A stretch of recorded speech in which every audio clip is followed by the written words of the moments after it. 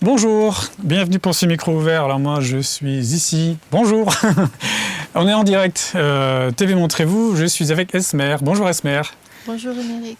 De Trévoux, habitante de Trévoux. Et donc c'est un micro ouvert, c'est-à-dire que j'ai voulu faire un moment pour les gens de Trévoux qui sont ni société ni association, qui ne représentent pas une entité, mais qui ont envie de partager quelque chose avec les Trévoltiens via TV Montrez-vous.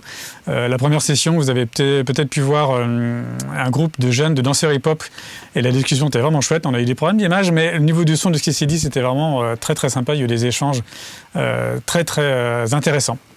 Et donc aujourd'hui, pour cette deuxième session, Esmer est venu nous parler de son pays d'origine, parce qu'on a trouvé que c'était très intéressant, au lieu d'avoir une personne qui est française et qui est allée faire un voyage à l'extérieur, et de revenir nous en parler, de nous parler de son pays en tant que natif de là-bas.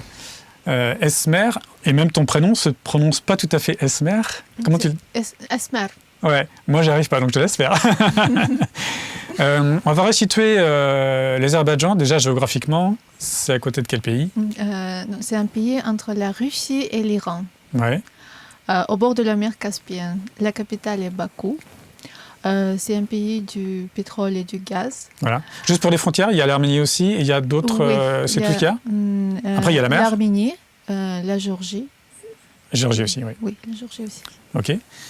Et donc oui, pour resituer économiquement ce pays, c'est un pays plutôt riche, si on peut dire, sans, on va pas, voilà. Mais c'est que le pétrole et le gaz font que c'est un pays qui se porte pas plus mal. Voilà. Au niveau de la façon de vivre, on n'est pas très loin de la façon de vivre en Europe. C'est ce que tu as senti, toi?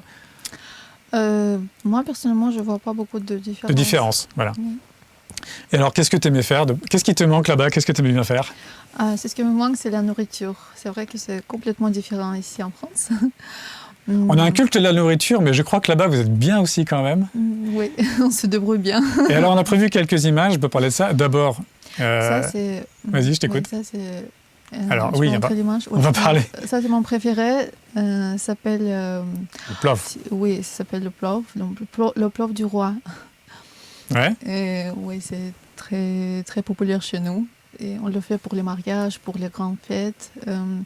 Et le deuxième, on a en fait beaucoup de fêtes chez nous. Et... Celui-là là-haut? Oui, ça c'est pour le Nowruz. c'est une fête c'est du printemps, de l'arrivée du printemps. Donc on commence à cuisiner plein de choses et j'adore. Même si je cuisine pas trop bien, mais j'aime bien manger. C'est cette fameuse fête qui dure un mois, c'est ça? C'est cette fête qui dure un mois? Oui, tu m'en as un peu parlé. Tout à fait, oui. Dans mes souvenirs, elle est en rapport avec une fête du feu. Oui, c'est l'adoration du feu. Et le mot Azerbaïdjan, attention, moment culturel, vient de là. Tout à fait. Djan, si je ne dis pas de bêtises, en perse, comme tous les noms de pays qui finissent par Djan, c'est pays en fait. Et Azerbaïdjan, c'est par rapport à un culte ancestral, un culte ancien du feu. C'est ça, je dis pas de bêtises? Tu me confirmes? Bon. Et donc, pour parler de cette fête qui dure un mois, et tu m'avais un peu parlé de ça, apparemment c'est extraordinaire. Et donc ça mange beaucoup. Ce qu'on n'a pas dit, c'est que les plats qu'on a vus ici, on va en montrer d'autres, je ne sais pas s'il y en a d'autres, c'est très salé-sucré. Oui, d'habitude, oui. Ouais. Oui. Et c'est assez culturellement assez fort dans l'Azerbaïdjan. Salé-sucré, plus qu'ici, non? Plus qu'ici. Ouais. Oui. Et il y a un autre culte que vous avez qui fait penser aux Anglais. On adore le thé noir. Le thé noir, cette fois. On peut le boire 5 fois par jour, 10 fois par jour. En fait, quand on a mal à la tête, on boit du thé noir. Quand t'es triste, tu bois du thé noir. Quand t'es joyeuse, tu bois du thé noir. D'accord. Oui. Quand on veut se réveiller le matin, on boit du thé noir. Quand on veut s'endormir tout de suite, on boit du thé noir. D'accord. Et vous le buvez assez tôt. Toi, tu es une fille et tu lui en as fait boire assez tôt, ce qui a marqué quelques esprits au début qui n'étaient pas habitués à ça. Mais vous êtes habitués à ça. Tu m'en parles un peu? Oui, ma fille, elle avait 6 mois quand je lui fais un biberon du thé. C'est vrai que ça peut surprendre pour nous. Elle adore, hein, elle boit tous les jours. Ouais. Oui, aucun problème. Bon. Oui, je me rappelle, quand je l'ai accouchée en France, j'ai demandé à la sage-femme m'amener le lendemain une tasse de thé noir. Elle m'a dit non, c'est pas possible. Il y a de théine, donc c'est pas conseillé pour vous. Oui, puis il y en a beaucoup dans le thé noir, si je ne m'abuse. Parce que vous allaitez. Ouais. Je dis oui, chez nous, tout le monde fait ça, il n'y a aucun problème. Fais le tour des photos de ce que tu m'avais donné. On va quand même montrer quelques images de la ville. Donc toi, tu as vécu dans la capitale ? Oui, qui s'appelle Bakou. Voilà. Bakou est situé ça, c'est une photo de Bakou aussi, je me dis. Au bord de la mer Caspienne. J'ai encore plusieurs photos. Une très belle ville. Alors, par contre, elle est un peu petite celle-là. Il y a un très long boulevard où tu peux te balader. Elle n'est pas en super qualité. Et puis donc la mer. Je sais pas pourquoi c'est magnifique. Comme ça, ouais. Et quand je reviens sur celle-là, on a aussi une vue. Je vais passer sur celle-là en solo pour qu'on voit mieux. Voilà. C'est quoi ce bâtiment ? Ça s'appelle Flame Towers. Ouais. Donc il y a un hôtel. Il y a aussi, beaucoup d'offices. De bureaux, ouais. Oui, d'accord. de bureaux, oui. Okay. Ouais. Et le troisième, je ne connais pas beaucoup. D'accord. Et puis, alors, on va aussi parler quand même de ça. Ouais, ça parce que c'est un pays qui est traditionnel, qui a une tradition forte, on va dire. Tu nous en parlais un peu de ça ? Je vais montrer un peu les images en montant. On aime bien s'habiller. Par exemple, pour le fête de Nowroz, on aime bien s'habiller un petit peu comme ça. Et si tu vas au centre-ville, tu vas trouver plein de filles qui habillent. Ah oui ? Oui. Je règle un petit truc pour te voir aussi à l'image. Oui. D'accord. Et alors, juste parce qu'on est sur ces images-là, c'est par rapport à la fête du feu. Donc là, ils mettent des brasiers comme ça dans la rue, c'est ça ? Partout. Ouais.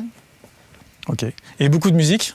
Tu m'avais dit ça ? Bien sûr, parce que l'Azerbaïdjanais, ils adorent danser. Ouais. Oui, toujours. Je me rappelle, mon mari, quand on voyageait en Azerbaïdjan, mon mari, il est français, donc il ne comprenait pas pourquoi vous dansez toujours. Ah ouais ? Parce qu'on aime ça. Et ça, c'est quelque chose que tu ne vois plus en France ? Ça te manque un petit peu, du coup ? Non, en France... C'est-à-dire que les gens, ils sortent dans la rue, ils dansaient ? Comment ça se passe ? Oui. Ça me manque, c'est vrai. Ah oui. Bon. Est-ce que vous utilisez encore des samovars pour ceux qui savent ce que c'est ? Ah, samovar. C'est un objet qui est magnifique. Oui. C'est un très bel objet, je te laisse en parler.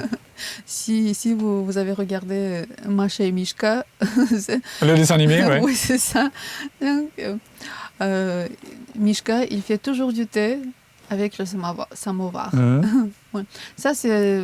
Alors, j'ai pas de photo du samovar. Oui, dommage. Oui. Bon, on montrera. Donc, c'est un appareil pour faire bouillir du thé. De l'eau, plutôt. Voilà. Oui. Et l'idée, c'est d'avoir du thé tout le temps, chaud. Voilà. Tout le temps, le but de ça, c'est que ça chauffe à basse température, enfin, avec du feu. Et donc, l'idée, c'est d'avoir toute la nuit du thé chaud. Voilà, c'est un peu l'idée. Mais allez voir ce que c'est que cet objet que j'ai toujours trouvé très beau.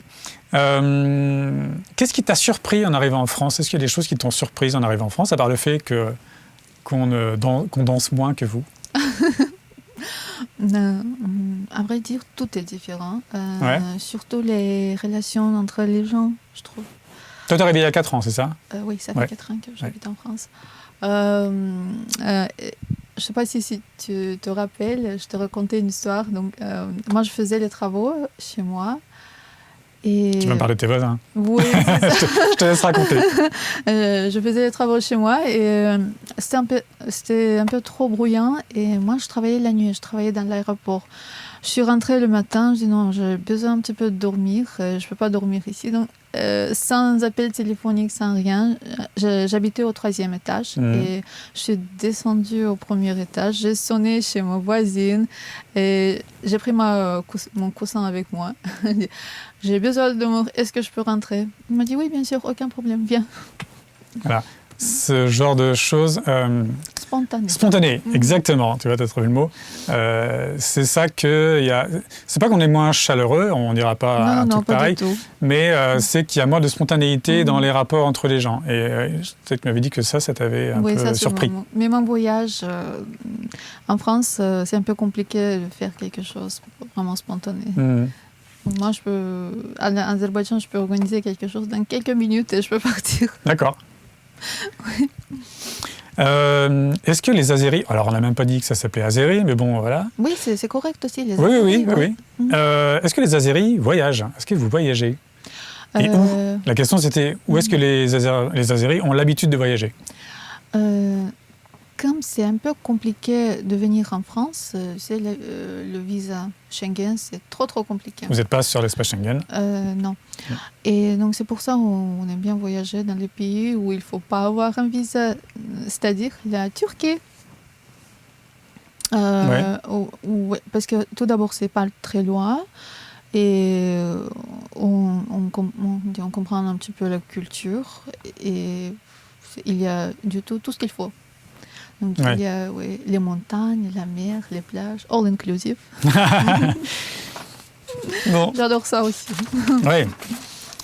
Voilà. Est-ce que tu voulais ajouter d'autres choses auxquelles on n'aurait pas pensé parler? On a fait un peu un parcours on a juste effleuré, mais bon, c'était juste pour donner un petit peu envie, puis montrer que toi, tu es ici, tu viens d'ailleurs. Et nous faire un peu rêver avec ton pays. Est-ce que tu voulais rajouter un petit peu quelque chose? Oui, en fait, il y a quelque chose que je voudrais ajouter. Oui? Je voudrais parler de Naftalan. Comme je dis, l'Azerbaïdjan, c'est un pays du pétrole. Donc, on fait aussi le traitement avec du pétrole. Le traitement, qu'est-ce que tu veux dire? Oui, c'est le traitement des maladies de la peau. Regarde, c'est ça. Alors, hop. Vous faites des bains de pétrole.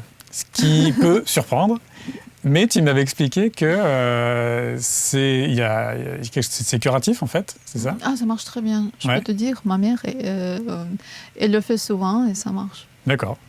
Et alors après, tu sens le pétrole ou comment ça se passe pour une bonne douche? Non, pas forcément. Bon, d'accord. Donc, c'est plutôt, tu sais, pour les maladies comme psoriasis, névrodermite, et aussi l'inflammation des articulations et soit des brûlures. Et pour finir, parler un petit peu de toi. Toi, tu parles plusieurs langues quand même. Ah oui, je parle 4 langues. Tu parles 4 langues, il me semblait. Oui. C'est l'azéri, le russe, l'anglais et un petit peu le français. Ah ben un petit peu, si c'est ça un petit peu, ça va. Bon, ben voilà. Eh bien, écoutez, on a entendu un peu parler de l'Azerbaïdjan. Peut-être on en reparlera dans un autre moment. Voilà. Avec grand plaisir. À très bientôt sur TV Montrez-vous. Au revoir. Merci, au revoir.